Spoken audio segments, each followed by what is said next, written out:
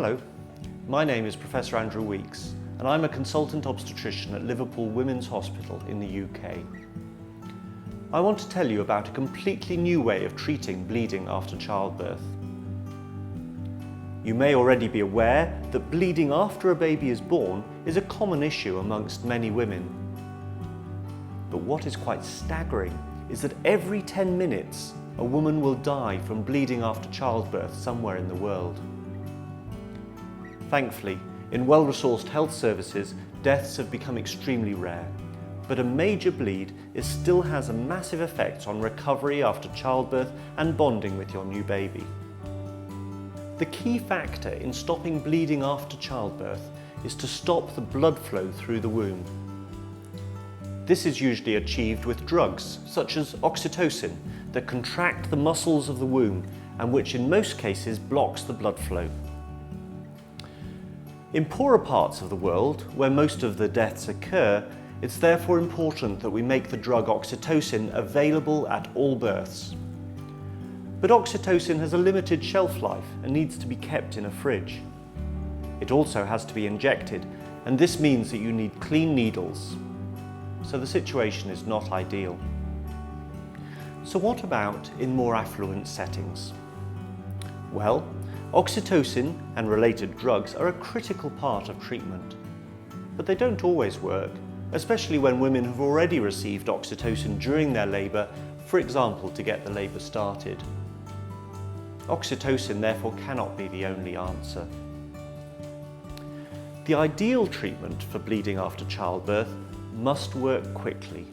It needs to instantly turn off the tap as soon as the bleeding starts. It should also not rely on drugs or injections. Now, it may surprise you that we already have a treatment that does all this. It's quite an old-fashioned treatment and it's called bimanual compression. The doctor carefully slides their hand into the birth canal and then forms it into a fist. The other hand presses on the lower tummy, and the womb and the blood vessels inside it are squeezed between the two. It's a rather gruesome technique, isn't it? So it's not surprising that although it's very effective, we rarely use it. But what if we could find a way of doing bimanual compression that wasn't so invasive? Imagine having a treatment that was as effective but no more invasive than an internal examination. Well, we think that we have achieved that with the Butterfly device. Essentially, this is a slim device that's slipped into the birth canal as soon as somebody starts bleeding. Once inside, the Butterfly opens up, making a temporary platform high in the birth canal, just beneath the womb, where the fist would have been placed.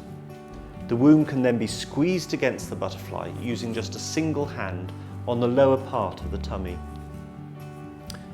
The device itself is a single piece of smooth plastic with a central platform and two arms either side. The platform is designed to be the same size as the end of a fist when opened up, but much smaller when folded up for insertion. On first look, this may appear far too large. But remember that immediately after childbirth, the birth canal is very stretched and lax, so there's plenty of space. The device can be lubricated and slipped easily into the space where the baby has just come out of.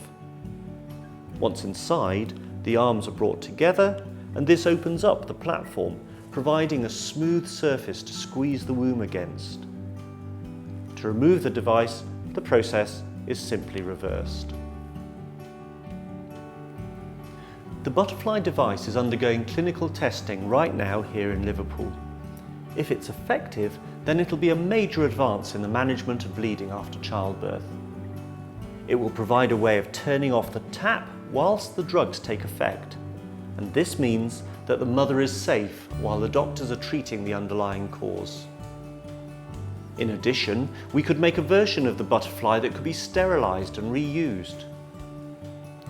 Put all this together and we have a potentially groundbreaking advance for women's health globally. Thank you for watching.